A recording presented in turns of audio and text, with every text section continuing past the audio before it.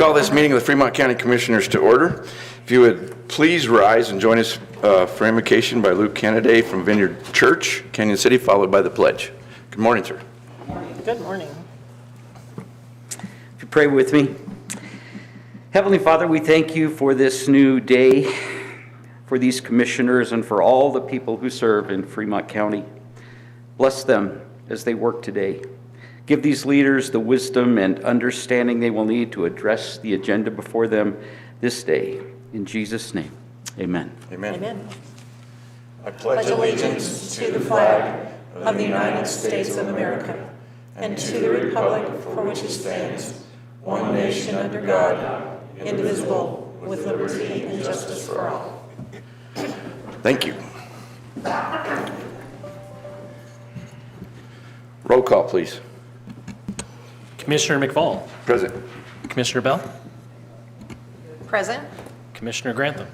Here. County Attorney Jackson. Present. County Manager Bryant. Present. Planning and Zoning Director Garrett. Present.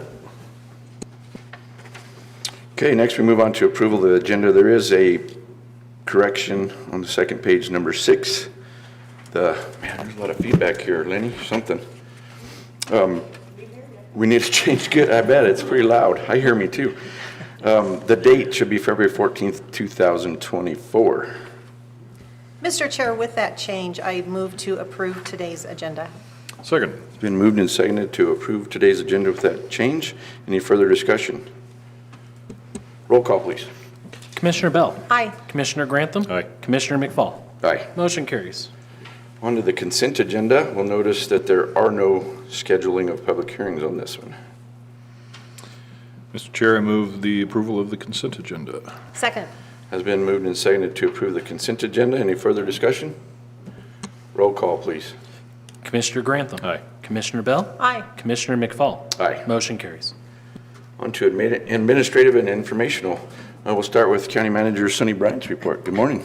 Good morning. So just a couple of quick updates. The construction continues on the second floor of the courthouse. That project is well underway. It's scheduled to be finished the middle of April, so we're very excited to have that additional courtroom available moving forward.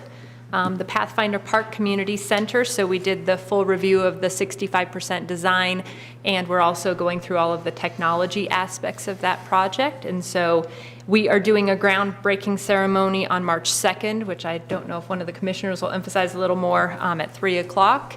And that project will start the middle of March as far as the actual construction work out there, and then it's scheduled to be completed in October. We are working with the State Department of Revenue to try to obtain some sales tax data. In the last meeting, I reported some sales tax numbers. We're actually working to try to come up with some ideas on what portion of those revenues are coming from online sales, what portions are coming from local levels, so we can start getting some history and data just to see exactly where those trends are going. Unfortunately, the numbers that we received from the state, there was one checkbox that originally had indicated if it was online versus local, and that's not completely accurate. And so we had found a lot of the online distributors were actually showing up as local. So we're still working on that process. We've been working with the state to try to improve some of the reports that they do have available. Unfortunately, with the online addition of those sales tax numbers, our vendor list is about 300,000, and so it's a lot of data. And we're, like I said, we're really excited to kind of go in that direction because I think it would be very useful in helping project, where our sales are going and stuff. But it is taking us some time to get that information. So that's all I have right now. Right. I want to thank Ms. Bryant for working on that, especially with the state, because I know how difficult that can be. I was having it hard to believe that the state was having trouble with something. Right. I mean, it is shocking. Okay. We'll next move to our Public Health Director. We have Kayla Marler here who's going to give us an update on our COVID response and numbers and stuff. Good morning, Kayla. Good morning. I pretty much just have a lot of numbers for you. As of today, we have 80 active cases here in Fremont County. We have no new cases within our DOC, We have 32 active hospitalizations and 48 total deaths. As of today, MACO has tested 12,953 individuals. So definitely by the end of the week, we'll be hitting 13,000. FCDPHE has administered 4,127 doses. Fremont County total that has been administered is 10,398. So very, very proud of my team. With our partners and other COVID vaccine providers, they have administered 6,271. So pretty proud of that 4,100. That's running with 2 nurses and our great volunteers. Kayla, do you know how many of those are both doses? Not for the FCDPHE one, but I can get on the Fremont County, the dashboard, and I can. That's fine. If you don't know it, I'm just curious. I mean, it's in process, so it's. Yeah, and these numbers are first and second doses. So we have been pretty much, the end of last month and March has been a lot of second doses. So not really getting a lot of first doses in this month. I did call in CDPHE and ask them for a, what do they call it, a task force, vaccination task force. So they will be here. They will actually be up in Cotopaxi on Thursday afternoon to vaccinate RE3. I want to make sure that we get all of our teachers vaccinated by the end of the month. And then they will be here using our facility on Friday to vaccinate RE1 and RE2. So we've already started that. However, by this end of the week, I want to have our educators vaccinated. So they will be coming in. Also, a good thing is they're bringing their own doses. So that provides 600 extra doses into Fremont County that are not even being ordered through us or anything. So they're bringing it directly from their great state warehouse.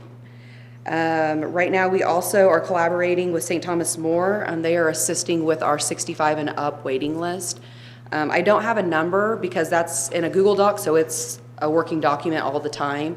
And I noticed this morning that they were going in there and starting to make calls because they were highlighting those individuals. So I was not able to give you an accurate number on that. Valleywide is continuing to use our facility as well. They're able, since they are using our facility, they are able to vaccinate roughly 300 people in one day. So doing great on our numbers. We did not receive any vaccine last week, which caused an absolute scheduling nightmare today.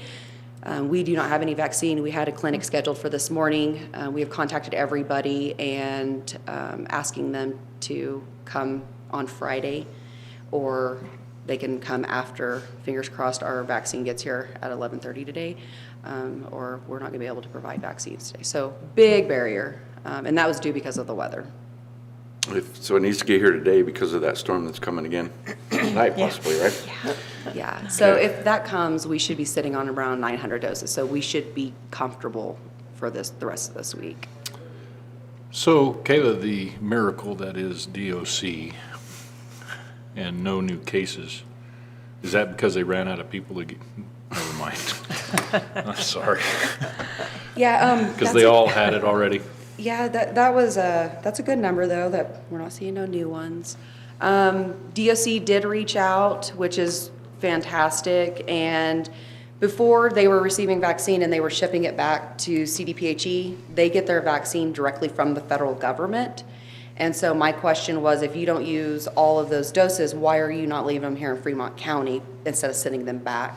So now there's an agreement with the state that they're required to reach out to me and give me the opportunity to take those doses, and if not, send them back. So we're definitely not sending them back. I'll take them and then we'll distribute them out to Valleywide or St. Thomas More. So of these 10,398 doses that have given, that doesn't include DOC? I have not got a clear answer to that. I will 'Cause find I that know- out at 2 today. I know part of the problem is with, believe it or not, the state again, but the hospitalizations or the deaths even, those include inmates. So the numbers are still skewed. Yeah, they are, and I like to provide you guys with a breakdown of our deaths and our hospitalizations, and so I had the girls pull that. Well, what we are pulling is not accurate. And so that was something else that I've got to address this afternoon. The total numbers are not adding up. One thing that I would like to say, Kayla, is we talk, generally our conversations are like this, they're about numbers, and those numbers are really big numbers. But I want to bring it down to a level of 1 and to a much more human scale. I received a voicemail yesterday. Unfortunately, I wasn't in my office to answer his call. A gentleman who had recently been vaccinated with his second vaccine, he and his wife, and he was a very elderly gentleman. He was literally in tears, and he said, I can't tell you what a thing of beauty this was for us. He talked about how they showed up, they walked in the door, they got their vaccines, they sat, they waited 15 minutes, and they were out the door within 18 minutes. And he said, we sit every night and we watch the national news and we watch the state news. And we see other counties and other communities that people are waiting for 6 and 8 hours for their vaccine. And people are literally fighting in line trying to get in front of other people. And he said, to know that Fremont County has it figured out the way that you do, again, he said it truly was a thing of beauty. And I want to just let you all know how deeply appreciated you are. So please take that message, pass it along to everyone on your team. Absolutely. Because we talk big numbers, but you're making a true difference in people's lives. Yeah. And that really is a thing of beauty. It is. And, this, just in public health, I mean, they're seeing tons of turnover statewide. And so, we do take those and, put them in a folder. And, I mean, I tell my nurses all the time, or my COVID staff, you get tired or you question why you come every day, open up those emails, listen to that. And that is our drive. So. Absolutely. I understand why, so thank you. Yeah. That is good. I just kind of want to piggyback on that just a little bit, Kayla, that we received several emails as well on your 1,400 mass vaccination event that you had in 0 temperatures out there. But the volunteers are an integral part of everything that's going on. Michael's done a great job of the logistics and stuff, and you and your staff and have done a tremendous amount, but without those volunteers, there was probably over 50 volunteers, it looked like. I'm working on an article for the Daily Record, and we're going to call those people out specifically because they need to be recognized as a community involvement and what they've done to help you guys be successful in your event. So appreciate all of your staff, Michael's staff, and everyone that has lent a hand, whether it's in a small portion or whatever. So it's amazing to see the people that come out to help with that stuff. Yeah, and I'll piggyback on that too, Mr. Chair. Kayla, it's impressive when we get to see, and this is less for you than more for folks that are listening and watching. When we talk about folks in our position and getting feedback from the public and from constituents. I noted this for my entire time up in Denver and already seeing it here. Whenever you get feedback from the public on the work of public employees and public servants, 99% of the time, guess what? It's negative. Correct. And all the good work that's being done goes unrecognized. And so when people actually take the time, especially in mass like they did last week after that event, when people contact us in the numbers that they were contacting us and telling us what a great job people did, it implies more than just a good job. It implies exceptional, stupendous work. And so that's a reflection on you, a reflection on Michael, and everything that your departments have done. And so thank you for that, because it's really, really nice getting good feedback. And so kudos to you. Thank you. Yeah, no, and our volunteers are great. And so we couldn't do what we do without them. And worked in several different counties, and I have to say, seeing the amount of people that are wanting to volunteer, retired nurses, doctors, I have never seen that in a county. And so that speaks huge volumes for Fremont County residents. Absolutely. Thanks for sharing that. Thank you, Kayla. Thank you. Okay, I want to kind of just follow up on what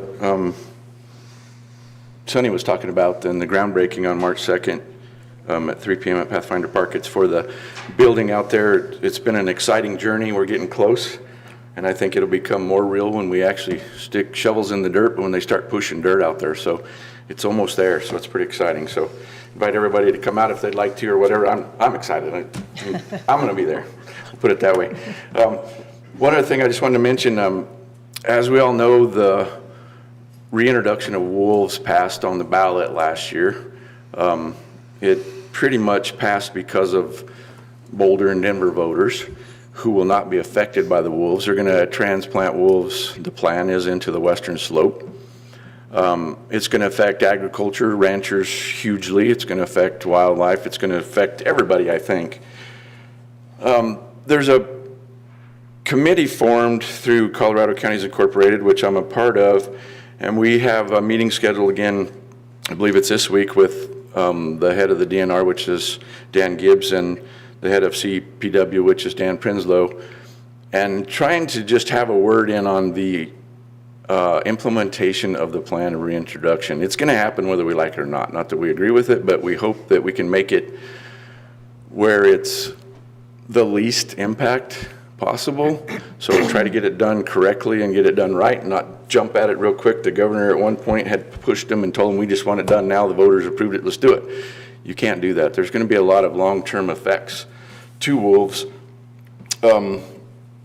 on agriculture, specifically ranchers, but on their self. They can't coexist with the other wolves that are in Colorado too because of the parasites and everything else. They bring the diseases and stuff. So it's a pretty important topic, and I'm glad to be sitting on that so that hopefully we can at least get some words in to the organization of this implementation plan, and that it does some good so that we can help all the ranchers especially as a part of this thing. But I think it's going to affect everybody. Eventually those wolves are going to migrate and we'll see them on this side of the mountain. So we're keeping a track of a lot of things that are happening at the state and the federal level.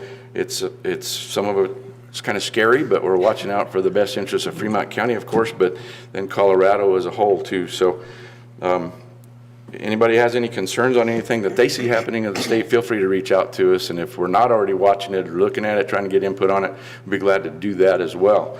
So that's all I've got. Any other topics? Yes, sir. Yes, thank you. Just a quick report. There is an organization here in Fremont County called Built for Zero.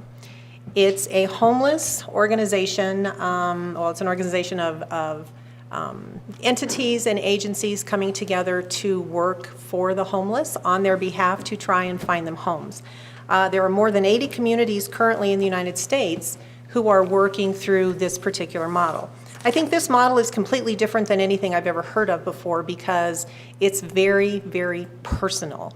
The entire model is built on the premise that you actually meet these homeless people that you're trying to help. You find out individually what are their barriers to being housed, and then trying to determine who can help with those barriers. Here in Fremont County, they just reached a milestone that I think is absolutely incredible. Our Fremont County Veteran Services Officer, a gentleman named Marty Peak, works with Built for Zero. And as a Veteran Services Officer, his focus has been mostly on veterans, which is truly the first group that Built for Zero throughout Fremont County has been looking at and trying to help. We were just told a week ago that Built for Zero has reached what's known as functional zero for homelessness for veterans here in Fremont County. I think that is an incredible milestone. It basically means that Fremont County has solved homelessness for veterans. And I talked to Marty and got a little bit of information. He says that since this process was started here and this organization came together in September of 2019, Built for Zero in Fremont County has engaged and worked with 32 different veterans and assisted 14 of those veterans in finding housing. So the thing that really impresses me the very most with this is before Fremont County, there were 14 communities throughout the United States that have met a standard of ending veteran chronic homelessness. Fremont County is the 15th throughout the entire country. I just want to give a shout out to every single one of you who works with Built for Zero. especially Marty. He is a Fremont County employee, and we're really proud of the work that he's doing, but we are incredibly proud of the work that all of you are doing. So I just want to let you all know that there are some really great things happening here in Fremont County, and Built for Zero is one of those. Thanks, Mr. Chair. Thank you. Mr. Grantham? Mr. Clark? Thank you, Mr. Chair. I just want to give everybody an update for vehicle plates. I was in a meeting late last week that they were talking, they were about 42,000 plates behind. And then the following meeting said it's not 42,000 plates behind, we're 42,000 applications behind. They are 75,000 plates behind because everything's printed in double. They're still saying that they'll be able to meet their deadline by the end of March, barring any other complications, but I just want to give everybody a heads up that the online services where you can request personalized or specialized plates is off currently and will not turn on until April. So if you do want to have a personalized or specialized plate, you will need to come into the office and request those. So, Interesting. Okay, anything else? Okay, this is the time for citizens who wish to address commissioners on matters not scheduled on today's agenda. We have John Hamrick here today. Good morning, John. Good morning. Morning, commissioners and staff. Thanks for this opportunity to talk to you as a veteran, myself, and a supporter of the military. Today is a date that should not pass without remembrance. Members of the 5th Marine Division raised the flag on Mount Suribachi on Iwo Jima on this day. There were 2 flag raisings, one in the morning, one in the afternoon. Of the afternoon flag raisers, 3 did not leave the island alive. And I just wanted to bring that up so that this date didn't pass without remembrance. Thank you. Thank you, John. Thank you, John. And we have Lisa Heim. Good morning. Good morning. How are you? Good. Thank you for giving me an opportunity to speak. I just want to mention something which has to do with the homeless and, of course, with the citizens of Fremont County. We do so much to help the homeless in this community. We are known way beyond Fremont County for helping people here in Fremont County. I wanted to know if it would be possible to create a citizens advocacy group to help the citizens in Fremont County that are affected by things that have to do with the influx of homeless in our community. We deal with trespassing, we deal with pollution, we deal with harassment. We deal with so many things because of the homeless situation, especially the people that are on the east side of town, close to the facilities. And I wonder if there might be some kind of a county advocacy group that we could work on to help these citizens that deal with this on a daily basis. Okay, Thank you. It's a long note I wrote down there. Thanks. I was writing a long note about that. Thank you. Okay, any other citizens wish to speak of anything that's not on the agenda? Okay, seeing none, we'll move on to old business. We have one item of old business, which is an SRU, Special Review Use 98-007 for Twin Enviro. So it's a major modification of the landfill. We had a public hearing at our last meeting, and there were several questions arose. It was February 9th. There was a proposal from Twin Enviro for modifications, and the Board of County Commissioners received a lot of information and concerns about the present landfill operation. If the application for the expansion is denied, the landfill has approximately 10 additional years of operation at the current site before closing. If it's approved, it would continue to approximately 20 years. Either way, the concerns that we heard during the public hearing, they need to be resolved. The board wishes to take this opportunity to address existing concerns before making a decision on the expansion. The application that Twin Enviro has Twin Enviro has requested additional time to submit supplemental information about concerns raised by citizens in the public hearing and by the board. The board has determined that the supplemental information from the applicant would be helpful. The Board of Commissioners wants the public to continue to be engaged in the process and provide input. And any extension of time for the applicant would conclude with another public hearing before the board makes a final decision on the application for expansion. We will tentatively, I guess we'll set a public hearing for June 8th. That's approximately 3 months away. And Sean will do the notices and everything for that, just like it's a normal public hearing. Everyone will have the opportunity to weigh in again, hopefully with new information and not the same information at that time, but hopefully we'll have answers to a lot of questions that we had. I guess at this time, Ms. Jackson, do I need a motion? I need a motion to, I guess, carry this forward, table it once again, at least until the June 8th public hearing date. Mr. Chair, I would make that motion. I'm sorry, what? Before I was so rudely interrupted, Mr. Chair, I would like to make the motion to table this and schedule another public hearing for June 8th. Do I need any other part of the motion? To begin at 10 a.m. To begin at 10 a.m. Thank you. I'll second. Okay, it has been moved and seconded to move SRU 98-007, Twin Enviro major modification to June 8th for another public hearing beginning at 10 a.m. Any further discussion? I do have one thing, Mr. Chair, if I may. I would just like to mention, if you might be concerned that this hearing could be moved without you knowing about it, or anything else that comes up through planning and zoning or many other departments here in Fremont County, we now have a system set up through our website for email subscriptions. If you go to the website fremontco.com, find the link at the top of the page that says Other Resources, and from Other Resources, go to Email Subscriptions. You can sign up to receive automated emails that give all kinds of information about upcoming public hearings, about things that are happening in Fremont County, about meetings and agendas.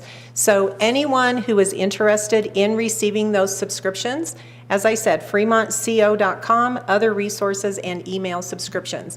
Go there, sign up, and you will receive all of that information via email. Thank you. Any further discussion? I just want to mention, because I didn't say it earlier, that Twin Landfill did reach out to our attorney. Ms. Jackson was corresponding with them, so they are in agreement with this. It's not they know we're doing this, so just want everybody to know that. Roll call, please. Commissioner Grantham. Aye. Commissioner Bell. Aye. Commissioner McFall. Aye. Motion carries. Thanks. All right, on to new business.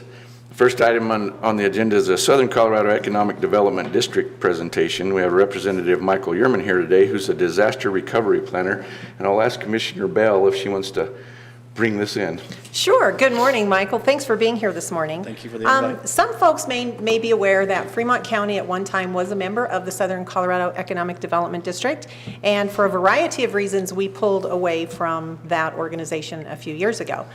There is now new administration there. There are new people. There is a new governance in place. I think most of the board probably is new as well. And so SCED reached out to us and asked if we were willing to start having a conversation with you again.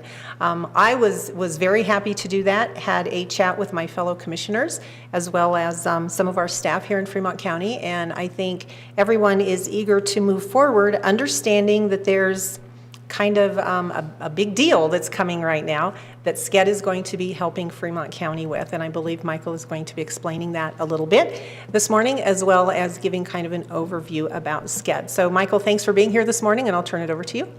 Thank you very much. I do believe that this is a big thank you second chance as well, and I apologize for past performance of my organization, which I think is due to the commissioners.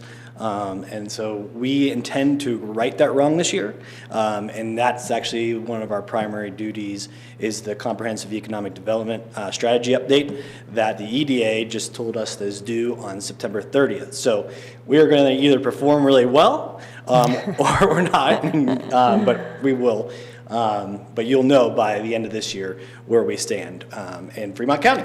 The Southern Colorado, I'm going to keep this very brief and then be happy to address any questions at the end of this and be respectful of your time. I know you have a loaded agenda. The Southern Colorado Economic Development District has been in existence since 1968.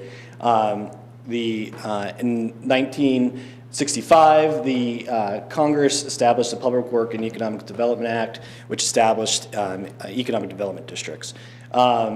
Our primary responsibilities for the 13 counties we represent, which we are we are the largest district in the West and one of the largest districts, I think we're the second largest district in the entire country, geographically. But obviously with our population, besides Fremont and Pueblo counties, we represent a lot of small rural counties. But we are primarily responsible, well, our primary responsibility is to update to the economic development strategy, which I'll get into on that process and the next steps that we're doing. We are the conduit to the Economic Development Administration and EDA grant funding, which is a big tool in establishing new businesses in the valley. One thing that we are moving into is technical and grant assistance. We are seeing in our rural counties especially a need for grant assistance. I just got done doing my tour of Eastern Colorado, God's country, as my fellow disaster planner always tells me and reminds me. That there are a lot of needs just with even accessing a simple GOCA grant. They don't have that remind him they don't have mountains. Oh, they know. I'll bet they do. And we also have been, for instance, in Lake County, I've been providing technical assistance. They're looking at a short-term rental tax. And so my previous career was in local government as a comm dev director for the town of Crested Butte and the city of Salida. I also worked in the town of Vail and for the town of Buena Vista. So I can tell you that I share the experience of Chaffee County. You guys are obviously our neighbors and the projects that are working on. So I will say that through the discovery and review of the SEDS, I kind of shared an equal disappointment because I was a representative of Chaffee County. So we are intending to do that. We also administer opportunity zones. So the big news that I'm here today is that our staff went from 1 to 4 with the CARES Act. The CARES Act pumped $400,000 and is funding my position and 3 other planner positions through at least July 2022. And our goal is that through the additional services we provide, that we can continue to fund additional planners because we're seeing that that is the need throughout the valley. But again, the primary goal and what the EDA funded us for is to make sure we do the SEDS right this time. Beyond that, the other things that we're looking at and we're hearing from across the region is broadband planning and implementation. I think COVID-19 has shown us all that there is a big need. There is not a regional group right now that is taking on broadband. So we are currently working on how we can potentially fill that niche and provide that service after the SEDS update. We are hearing housing is an issue across the entire region. It's much different up in Lake and Chaffee counties than it was on the Eastern Plains.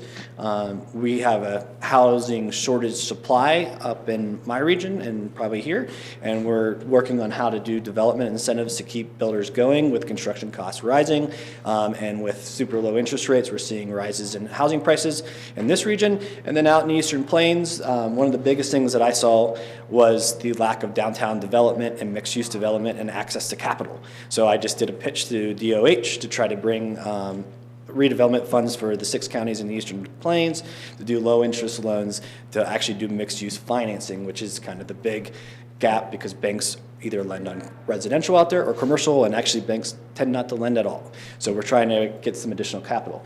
I heard the COVID-19 update here.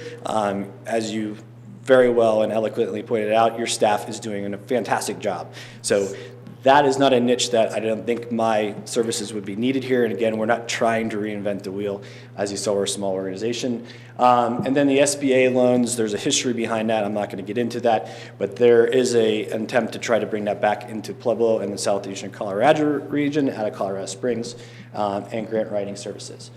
So we are funded through membership dues, county membership dues, EDA grants, and then again, we're expanding into grant writing services, and then the SBA loan package.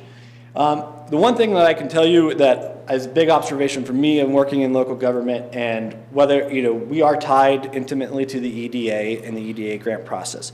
However, the CARES Act is a great example of the redistribution of funds from the feds to the states, and us serving as a conduit to the other organizations that are funded through those federal dollars. DOLA, GOCO, OEDIT, USDA, to name a few, are perfect examples of how we're allowing our local communities to access additional grant funding. Working with them, the City of Holly, for instance, is doing a major water project, and we're providing technical assistance on DOLA energy impact funding. Just a good example. The other one that I would point out is that we had a conversation with SBDC when the Rural Grant Initiative came out recently, and we were able to be at the table and push for places like the Tabor Opera House and the Salida Steam Plant to qualify under the theater grants. Your Canyon City Theater is actually a traditional one that was originally targeted, but we were able to convince the SBDC to expand that, especially because of places like in Salida, the steam plant actually is an event center, theater, and performance hall. So we were able to get additional funds in that capacity. So going into why I'm here and what we're doing, for me, I tried to put this in the lamest terms as possible. The SEDS is a list of economic projects, priorities, and strategies. And that's really the meat of what we try to get out of the local representation to make sure that your projects for Fremont County, especially ones that might be eligible, not just for EDA funds, but for other big infrastructure projects, are on this list. That's mission critical, because in the next 5 years, if federal funding comes available, even if it's not through the EDA, the first thing they look at is this plan and to make sure it's identified. So we will be working with your staff over the next couple of months to ensure that. We will be doing 2 public meetings in Fremont County. We'll be looking to the local advice on how to either conduct that, whether it's Zoom or in person. Each of our counties is different. Again, the CARES Act is a great example. The EDA's funding went from 30 million with the yearly budget, and the CARES Act pumped it up to 130 million, I believe. And so overnight, the top eight projects that were on that EDA list got funded, as well as additional projects as it moves forward. So when there is a disaster recovery and resiliency has become a major part of what the EDA does. The Aurora Gorge Fire was a good example of when the EDA stepped in. That is really where this planning has transitioned to. So we are in the first 3 phases and actually jumping into phase 4 already. We started the kickoff in November, going out and meeting with each elected body in our 13-county region. As you can imagine, that took some time.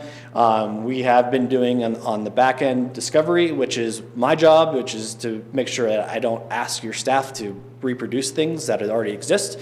So I really appreciate Commissioner Bell sharing all that information. I've been cramming.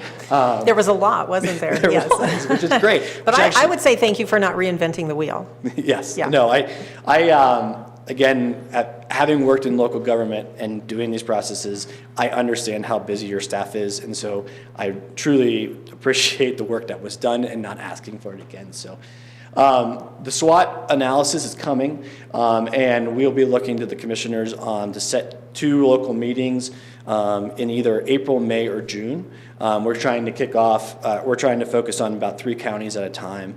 We're starting in Custer County in March with that SWOT analysis, and that's going to be kind of the building block. And they've actually done a fantastic job with broadband. I'm not sure if you're aware of their efforts there, and they have some serious manpower with 2 individuals who have made it a passion of theirs, so citizens taking an active role. The final thing will be a final plan and presentation that will go out, and I'll be back, and there's a 30-day comment period in August. So we will be ensuring that there's ample time for additional input, and again, I don't we want to be more inclusive on the project list, so anything that might be out there, we want to hear about. And then we also will have, with the projects in particular, just if you do hear of someone, I will be providing a fillable PDF and also public or paper sheets that you can hand off to a public works director or a water and sands director if they have a project that's a big infrastructure, a bridge project, something like that. That is hopefully less than a 3-minute fillable task that they can send back to me, and then it's on me to make sure it gets in the plan. The final thing I'll point out is there's a survey link in your packet. If you wouldn't mind, it's about 10 minutes when you have a moment to take that. That survey is kind of 30,000 foot level. Because our region is so big, when we get into these focus groups, something on the Eastern Plains doesn't matter to Chaffee or Fremont County, for instance. We want to make sure that when we sit down and have those initial conversations, we're not spinning our wheels and we're keeping the north arrow going in the right direction. So thank you for your time today, and happy to answer any questions if there is. I have a couple of comments, Sure. and then the gentleman may have questions. First, I would say, I just would like folks to know that we already have involved Fremont Economic Development Corporation. Diana Armstrong has been brought into the loop. She's also going to be working with this effort. And I believe that you will be reaching out to the municipalities here to have those conversations with them. So just kind of a heads up. Watch out, Michael is coming. And the other thing I would say is that I just want to make it very clear to the public, Fremont County has not yet rejoined SCED as a dues-paying member. This is kind of a trial run for us, and I've been very frank with you and other folks at SCED about our last experiences. And we're a little bit gun-shy right now, but so far I would say things are working out. But I would say, as you know, that the future membership of Fremont County as a dues-paying member into SCED probably depends solely on this project. So I anticipate seeing the best SEDS that has ever come anywhere. So I think it's going to be a great partnership, and I expect to see great things. So Thank you. Thanks for being here. The EDA does have an exemplary category for SEDS, so I'm kind of a right. competitive guy. Well, thanks for being here and the presentation, Michael. Just something, just a couple points. It'll be interesting to see how the group, what your plans are as far as the rural broadband portion goes. That's something that I've been very interested in over several years up north, and how that interplays with economic development, also how it interplays with the middle mile and last mile issues that we see in the underserved and unserved areas of rural Colorado, especially the mountain areas. When we start talking about Fremont, Lake, and Chaffee, that's an important part of our rural broadband development, and also the aspect of non-competing when we start talking about the rural broadband on the state level and the funding, making sure that we're protecting our private industry as well. But one of those last things that you mentioned, and it happened to be, and I was mentioning it to the clerk, as we are very familiar with that last picture in the second to the last slide, in the town of Ordway, Main Street right there. That's where I grew up. And when it comes to the different interests of eastern Colorado versus the plains versus some of our mountain communities, yeah, there's going to be some differences there, but we can either all grow up together or not grow at all. And I think we can do a lot of things to help each other, whether it's the Ordways, the Eads, and the Hollies, or the Canyon Cities and Salidas and Buena Vistas. So looking forward to seeing what the big picture is that you guys have in mind to help us all. Thank you for that. I just want to say thank you for being here too. It's going to be interesting to see. I, of course, wrote down the same thing the other two did, and that's broadband.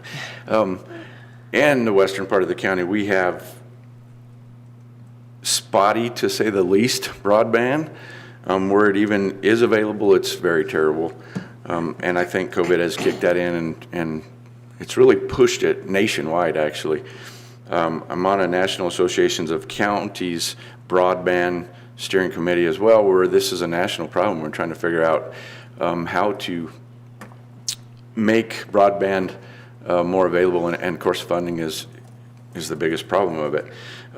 When you get into this region of the country, the mountains become another problem with it. So there's some big hurdles to jump right there, but with as many people that are working on it, I hope that nationally, statewide, regionally, I know Connect Colorado was making big strides on broadband, and then COVID hit and it kind of quit, which was silly because it should have went the other direction, I think. But anything that we can do on broadband is very important for all of us nationwide, not just the county, but appreciate that. And thank you for being here.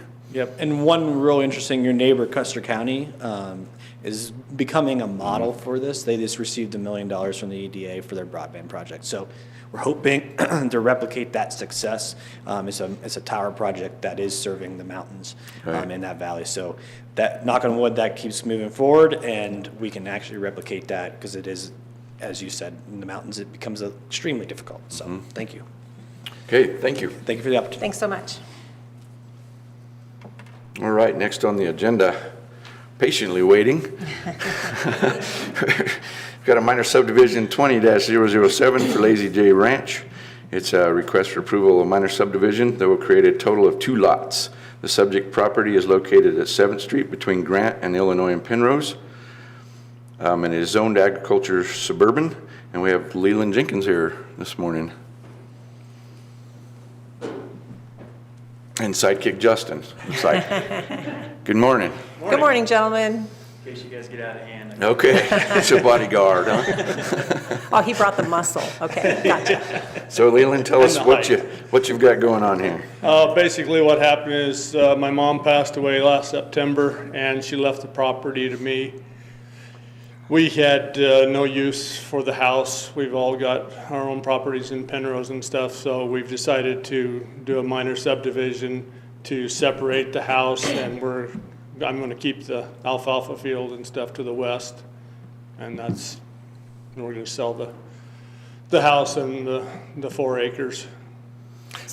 I noticed in I think it was the Planning Commission notes that you mentioned just that, and he just brought it up a second ago, the lack of housing, so that at least afford one family another property, so that's pretty good. Any questions for him So at the this point? field, just to be very clear, the field you are leaving as agricultural Yes. production, correct? Yes. Okay.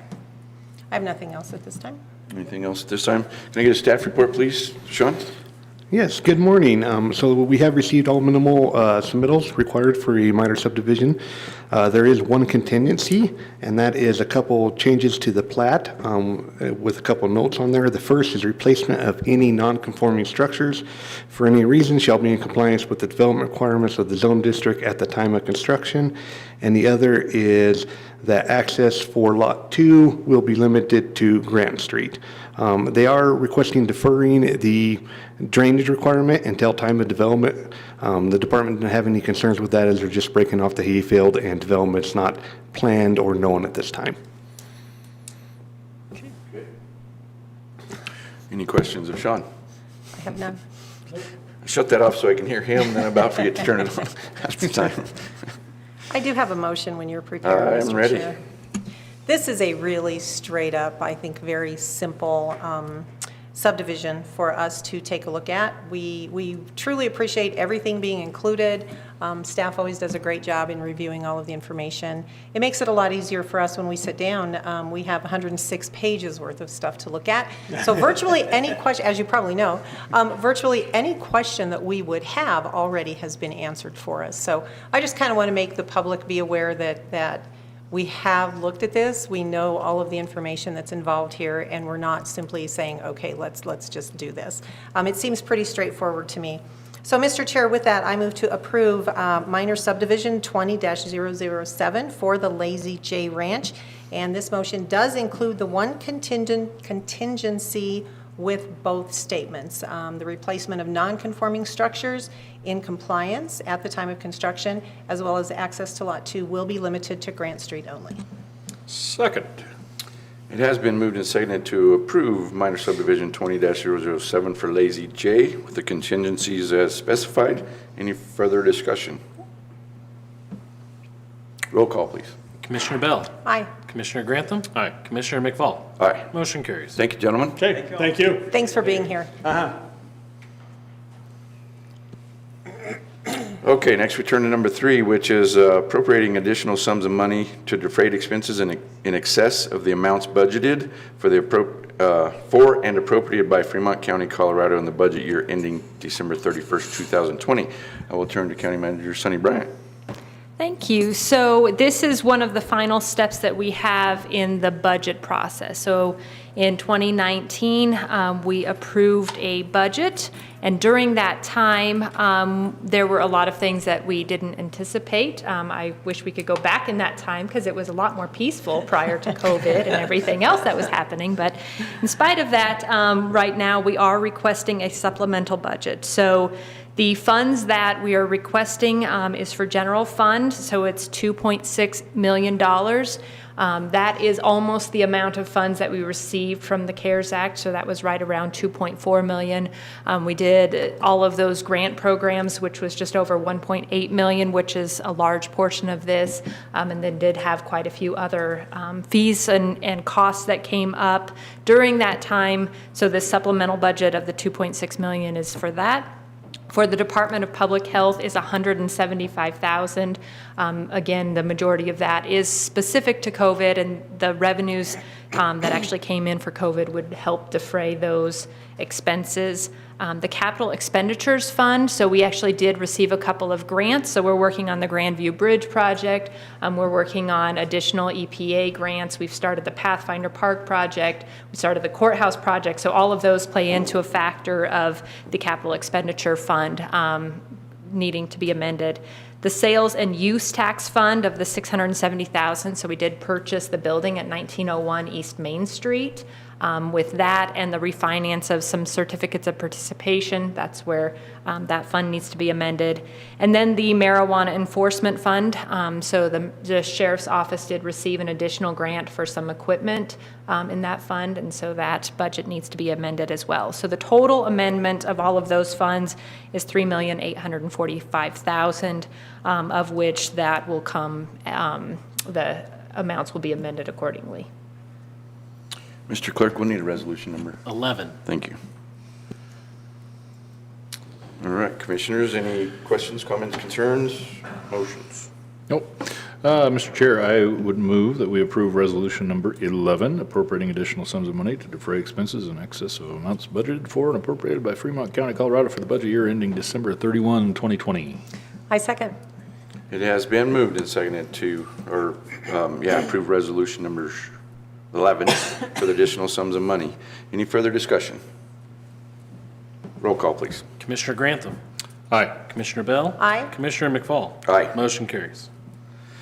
Number 4 is a resolution. It'll be number 12, authorizing the transfer of appropriated funds between the various funds of Fremont County, Colorado for the budget year ending December 31st, 2020. And again, I'll turn to County Manager Sonny Bryant. So this is also one of the final steps in closing out. Thank you. This is also one of the final steps. I wonder why I couldn't hear myself. In closing out our budget year. And so in 2019, we approved the resolution for the budget. We have made various transfers that were approved in that budget process. So we have various funds that, for one reason or another, do transfer funds to other funds to help support different projects or different expenses that come up. And so the list of all of those funds is on the screen there if anybody wants to look at those specific or has any questions. The total of transfers is $5,244,218. And so with that, the largest amount is between the transfer from general fund to the sheriff's fund of $3,939,852. So even though the sheriff's 1% sales tax did get passed back in 2013, we have not stopped making that baseline transfer. And so those help go to defray all of the expenses of the sheriff's office. So that's all I have. Okay.